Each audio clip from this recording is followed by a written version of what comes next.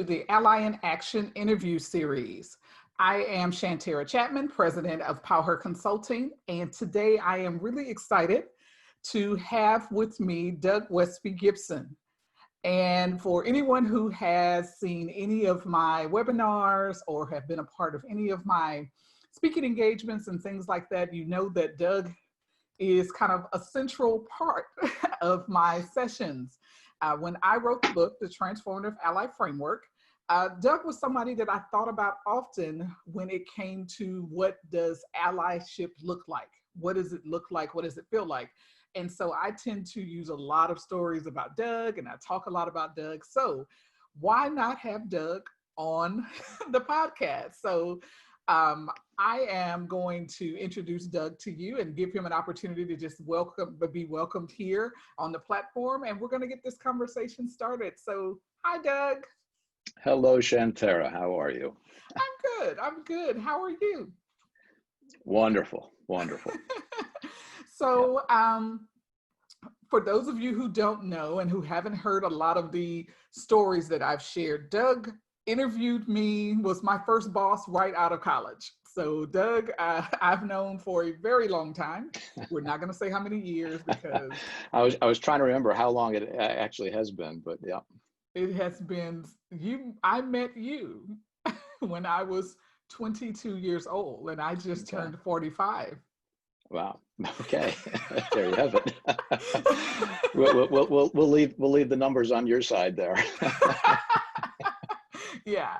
So, when I was graduating from Texas A&M University back in, 98 to 99, I interviewed with Booz Allen Hamilton, and Doug was one of the managers in the Houston office. And so I've had the pleasure of working with and getting to know Doug all of these years. And quite frankly, when it comes to being an ally, you really are one of the first people that I think of. And so I wanted to really have you on just to talk a little bit about, if you even knew that you were doing it. The first question I had, I think you saw one of the webinars that I did just recently, and you heard me tell a story about when I first started working with you and working at Booz Allen. And do you even remember that story? Do you even remember doing that? That was the when I think you were traveling up to our headquarters for some orientation or some training or some type of some sessions of some sort. Yep. When you first told me, I did not, quite honestly. But it's strange. About a month ago, I woke up in the middle of the night and I just started kind of racking my. It kind of started coming back to me. Not just that story, but also the first conversations that we had out at during the interview and so forth. And so yes, I do have now a vague recollection of that. So for people who haven't heard the story, just kind of the high level version of it. Just graduating from college, starting with this new company, and not realizing that you still need money to work. And I was going to new hire orientation, and I don't know, in my mind, it was okay, great, this is going to be awesome. I get to go to Virginia. But when the process started to be able to start to schedule the actual date, book the flight, book the hotel, I realized, oh my gosh, I don't have any money. I mean, I was a poor, broke down college student, and all of a sudden I needed to book a hotel and get a flight and all of these things. And I didn't know what to do. So I just kind of told Doug that I wasn't gonna be able to go because I couldn't afford it, this whole thing. And he took care of it, and acted as though it wasn't a big deal. Hey, you're going to meet with this person when you get to Virginia. She's going to give you cash to deal with your travel. I'm going to put the hotel on my credit card. That kind of thing. I didn't think it was going to happen. I thought that it was going to be up to me to try to figure out what to do.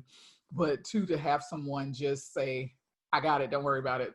And we never really talked about it after that. So for me, that was probably the first experience I had with having an issue with the boss, right, having graduated, but also realizing later that that didn't have to go that way. It could have gone totally differently. So for people who didn't hear that story, I tell it a lot long. It's a lot longer and elaborate in the sessions, but we don't have time for that. That's what we're talking about. He didn't remember really doing it, probably because it was 20 something years ago, but also I don't think it was a big deal to you. Honestly, I don't think it was. I mean, it was, it was a roadblock. It was an impediment, and it was also something that was easily resolvable. And I can certainly see, looking at it, from your perspective, how that was a potential showstopper, and you're probably fairly nervous about it, and so forth. But I honestly, I didn't really, maybe I was aware of that at the time, but it was.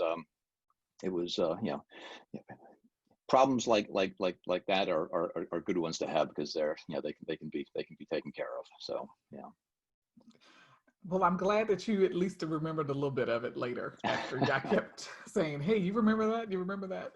And also, it's kind of your claim to fame with the Shantera crew. They love those stories. They love you because of those stories. So you should try to remember some of them. I'm working on it. Yeah. So the name of this podcast is Ally in Action. I do a lot of work around allyship. I feel like it's a little bit a different or nuanced conversation than the diversity, equity, and inclusion, and of course, those all play a part in being a strong ally. So I want to ask you, what is your definition of an ally? Or when you think about an ally, what do you think about? I guess, I would think of, someone who is who's gonna be there, for you, to, I guess, in a sense, advocate on your behalf, but I guess do things, like the example of your new hire orientation. Get rid of the roadblocks, the stones that can get in the way, and so forth, and be an encouragement, and have a good, strong working relationship, and encourage you, and to be what you so clearly are cut out to be. We actually kind of skipped over the first story, I think. There. The first story. Okay, how about you tell it? Well, you mentioned about the interview, and and when you mentioned that to me, my eyes kind of rolled back, because I cannot tell you how many people I have had comment about, it was either the worst interview, or the most challenging interview, or certainly the most unorthodox interview, I'm feeling somewhat self-conscious about my interview style, I guess, but I do remember coming out and meeting you for the first time, and I think, as I recall, you were probably expecting to kind of talk through your resume and your classes and all that kind of stuff, and you did a fantastic job of writing your resume. I could see all that. And you were coming right out of school, and so I could see what you had accomplished, in your classes, and I wanted to know more about you.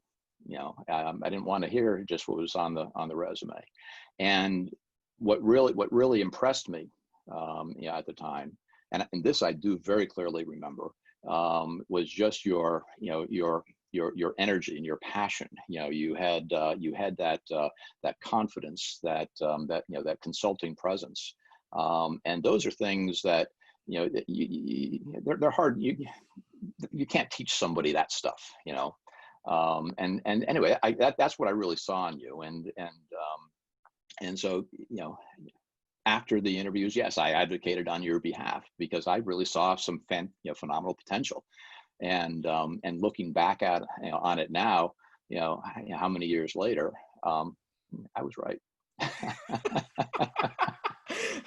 First, I want to say, you said that you've had some feedback about your interview, and so there are other people that you've terrorized. Oh yeah, apparently. because Yeah. for me, I was very I was coached really well at A&M. You know, they taught you how to have the perfect interview and what to say and how to do it and all of that. And to have someone to just say, okay, yeah, this resume looks good. Now tell me about you. Mhm. I was just like, okay, that's not on the script. That's not what's supposed to happen. And not only tell me about you, but you have 2 minutes. And you're like, I don't know if you were really timing me, but you're like timing. And that was scary. So you terrorize people all over the place. So people who are watching, if Yeah. you have an interview with Doug Westby-Gibson at any point, be ready. Yeah. But then I think that also leads into your other question about, what is an ally? And I think, in order to be an ally, you've got to know the person. You want to know about, tell me about you.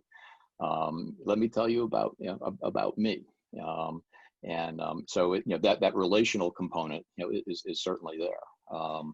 And a huge piece of it, of course. So yeah. Yeah, I like to tell people when I'm doing workshops or going in to talk about the transformative ally framework that I created, it's about changing organizations one experience at a time, because it gives people an opportunity to share their experiences and share who they are. Because you're absolutely right. You can't really be an ally if you don't have a relationship with someone. If you don't know who they are, you don't know what they want, their fears, what they don't like, what they dislike, all of these things. How are you going to advocate for them? How are you going to support them in their endeavors if you don't know the truth behind it all? So why do you think it's really important for people to understand this now? We are in a time where, man, it's kind of crazy to think about all of the racial unrest, the social issues we're having, the pay inequalities that you see for women, all of the things that have been going on over the past, I would say, even past 10 years. Why is it important now for people to really understand the importance of allyship? That's a great question. And I mean, honestly, I don't know. To be honest, I don't know that it's, I mean, it certainly it's important now, but I think it's always been, important. And But I think I think I think the challenge there is is the whole intentionality, aspect to it. Because as you pointed out, back in the day, I don't know that I was consciously thinking about these things. I think it's incumbent upon on a leader, on a colleague, to know the people that are on their team, and the role of a leader is to develop people, identify talent, develop that talent, empower that talent, enable that talent. And if anything, I think that's how I probably would have been looking at it, at the time. I quite honestly, it wasn't so much a matter of you being a woman. Certainly, wasn't a matter of you being a woman of color. I didn't. That wasn't the thing that was foremost in my mind. I think it's important to to know people, because if you're going to develop and encourage and support, if you don't know, as you pointed out, their strengths, their weaknesses, where where they're uncomfortable about things, how are you going to do that effectively? How are you going to be there to to really help them grow, and not just about helping them grow, but helping them to be empowered such that they can really have an impact on the mission, whatever it is that that we're doing.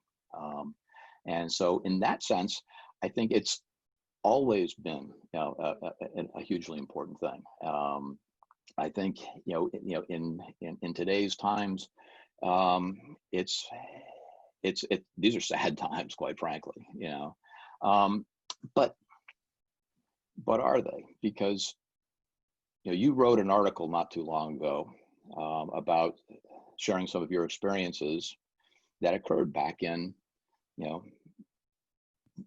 back around 2000, I think it was in the early 2000s. Okay, that wasn't part of today's turmoil and challenges. Okay, and when I read that, and then we had that follow. I called you to ask you about it, about some of these experiences. Some of the things that you went through after I left NASA, and you were still down there, and my heart was just broken.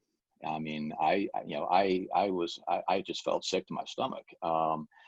And so, I think we see today, I think we see things, more clearly. I think it's out there, it's in front of us, but it's, I don't know that it's necessarily any worse, now than it was, then. And I think, the allyship is, as you framed it out, is just as important, today as it was yesterday, and as it will be tomorrow. Yeah. I remember the conversation that when you called about reading the article, and I told my husband, I said, "Well, Doug wants to chat." And he was like, "You think?"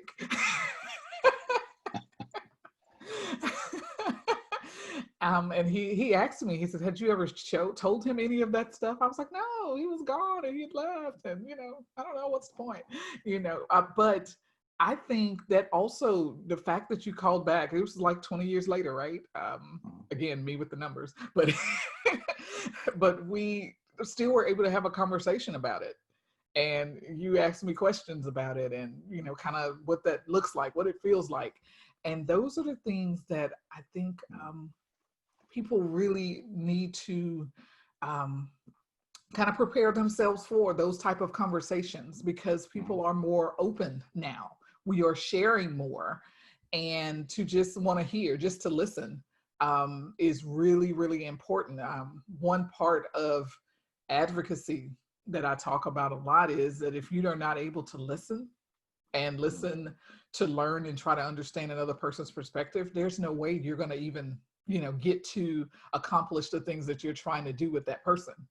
If everything becomes a debate, or you're trying to, kind of negate someone else's truth or someone else's feelings. So I think that one of the key things about allyship and all of the other components that come along with it is about listening and trying to hear someone else's story. Back to your original point, without getting to know someone and understanding their experiences, it's like, what are you doing? Then what are we trying to do here? And I think the one reason that my relationship with you has kind of continued for so long, and also that it has had such an impact on me, is because it seemed like you were genuinely interested. You were not just doing your job.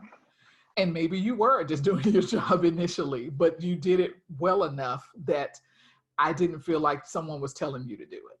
Someone was telling you to go and talk to her, go try to figure this out, or, get our money's worth out of her, that kind of thing, which sometimes people feel like in different, cultures and different organizations. Right. Yeah. Yeah, absolutely. And just 2 points. So I don't think it had been 20 years. Yeah, that call didn't come 20 years later. I mean, we had spoken. We've kept in touch, obviously. True. But we never did talk about that experience. And I think the part there were a couple things that really that I remember feeling in that conversation. And one was just heartbreak for what you had to go through, what you went through in that situation. Anger and sort of disbelief that this stuff even happens. I mean, that was just so surreal and just so completely apart from any experience that I've ever had. Not surprising, I guess, but I just this disappointment that sort of thing continues in this day and age, and of course maybe it shouldn't be so surprising, because we see all this stuff play out before us in real time now, and but the other thing that I found kind of either sad or disappointing was that I didn't know about it. that I didn't know about it at the time. And now, I know you probably had you had some other folks that were, coaching you and helping you through that. But I just felt like, I felt like that was something that, I mentioned that to you, and granted, that was at a time, in my life that, my world had kind of, turned upside down a bit, and I had a lot of changes, on the home front. Had two teenagers and two preteens, that I was taking care of, pretty much on my own. So, it was a challenging time, but I felt like I kind of felt like I wasn't, I wasn't there for you, and that was, that was disappointing, but yeah. And I think that, even for a lot of professionals and a lot of, you know, especially Black professionals, they feel like they shouldn't tell people because they don't Mm, know if people will um, start to treat them different, or again, like you said, it was such, such extreme cases. It was like, not believe me. And mm, so I didn't know how to have that conversation. I mean, right. again, I still was only maybe 3 or 4 years out of college, if that, when all of that was going on. So a lot of Wow. what Yeah. I dealt with at home. I dealt with in the house because I didn't know how to talk about it. And you were not in, and maybe had you been still in Houston in my office, it would have been different because I may have been able to share it with you, but I didn't feel comfortable. And this is going Mm, to speak volumes to those who I worked with at the time, but I didn't feel comfortable telling any of them. right. I didn't feel comfortable going and sharing what was happening, and sometimes happening right there, at the client site with my bosses. So, Yeah. and I think that nowadays, um, that's why it's really important for leadership to check in and Yeah. check in often with their staff, because you don't know what's happening. You don't know what they're feeling. And if you create an environment where they're not comfortable coming to you, they're not going to come to you when things are bad. And so I think that that's why these conversations are really important. And I tend to share a lot with my clients about checking in, just having regular conversations so Mm, they can be comfortable enough when things are bad. And during these times where everyone has been, working remotely and dealing with so much angst on their own, it's really good to have a trusting relationship with your team or with the team leader or management or whoever. So if something does, kind of feel out of place, someone can check in with you. Now, from the absolutely. leadership standpoint, what do you think are some of the challenges when it comes to this? Because I've had leaders come to me and say, but when is it appropriate to check in, or what is it too much checking in? How do you just go and have a conversation with someone on your team? And so recently we've had a lot of racial unrest. So how have you been able to kind of navigate that as a leader with your team?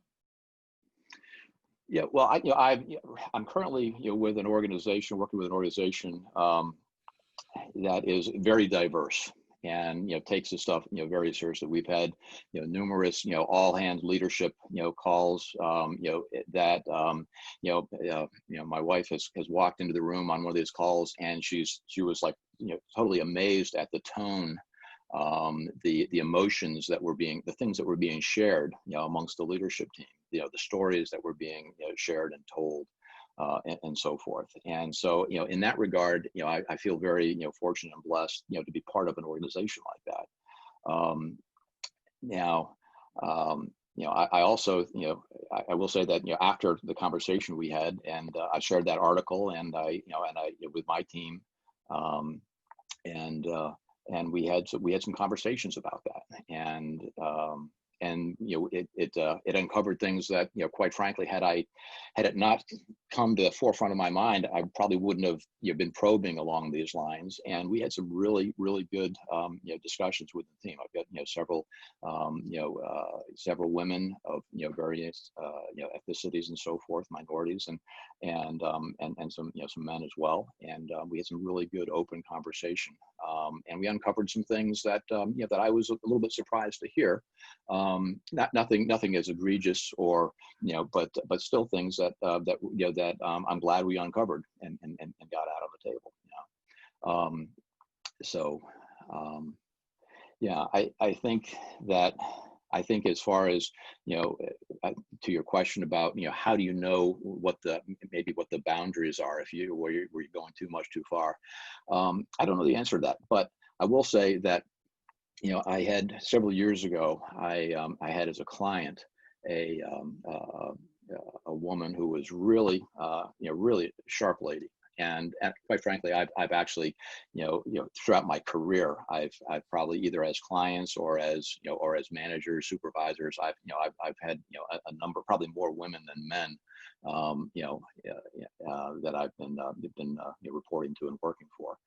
But she was right from day one. I was a little bit nervous because I was replacing. There was a predecessor, and I was told that she's a really tough person to to be able to work with. And he wasn't exactly throwing up his hands, but he was not displeased at at stepping out and letting me step in. But one of the things the very first thing that she did, we had a conversation. She says, "Doug, this is what this is how I work. This is how what I need from you. This is how I want to communicate. These are the things that I want you to, make sure you come and, talk to me about. These are things that you can go off and, take care of." But it was that expectation setting. And then she said, "Now, tell me the same thing from your perspective. What do you need from me, for this to work out?" And so I think just having that upfront, open conversation along those lines, and I think it can, apply equally to, to this, type of thing, to allyship, or these, challenging conversations, about the times that we're, and the issues that we're dealing with today in the workplace and the world around us. So I just put it out there and ask. Right, and I definitely am a huge supporter of the staff member saying what they need just as much as it is for the leaders to say what they need too, because it's a two-way street. Yeah. I think both of them both play a strong role in making sure that their success, that the relationship is successful, that you're able to build the trust. And I think far too often Yeah. we put it on the leader. We make them the one who has to do it all. And bottom line is they're not mind readers. They need to be told what you like and what you don't like. They need to be told what you need and what you don't need. And when it's time to have a difficult conversation, you've already, kind of laid the groundwork for how it's going to go by expressing yourself initially. And so either way, that conversation, whether the leaders initiated or the staff member or the team members, there's no I would say there's no bad way for that to go, because everyone is sharing. Exactly. And just, as a follow-up to that, I'll say that, that relationship worked out wonderfully. Okay. And the guy that the person I stepped in, he was sharp as a tack, so it had nothing to do with, abilities or anything like that. But it was, the communication, the trust. And I think I left there, maybe it was about a year and a half, but by the time I left, she referred to me as her work husband. So I guess that kind of goes a little bit to the the level of trust and the working relationship that we had forged together. And I really do attribute that to those conversations that we had right from the get-go, and then continuing to check in, and to ensure that those expectations and such were being met. Yeah. So the last thing I want to ask you about is something that I've gotten a lot of men who've come to me and said, I struggle in this area, and that thing is empathy. I've had lots of men come to me after the fact, in private coaching sessions and different emails back and forth after a workshop, that say, I don't know if I'm built for empathy. It seems to be a little too touchy feely. What do you think? How do you see yourself when it comes to being an empathetic leader? I mean, I don't know how, well, I was going to say, I don't know how you can't be, I think, well, actually, I take that back. I can see it. I can see not so much a lack of empathy. I think the bigger threat or the bigger challenge is, so oftentimes we get so focused and preoccupied with all the, the fires and all the things that, that we're trying to deal with. And when there are situations that are requiring, that are fast paced, quick decisions and so on and so forth, it can certainly be, it can be a challenge to, to keep that empathy, in the forefront and be, and things of that sort. So I think that's probably the bigger challenge. But honestly, I can't speak to that because I like to think that I do have I do have empathy for the people around me, and Yeah, and I think you do. I think you do, and that's why I was trying to ask it, because this just recently I had a gentleman tell me that he didn't think men were made for empathy. Okay.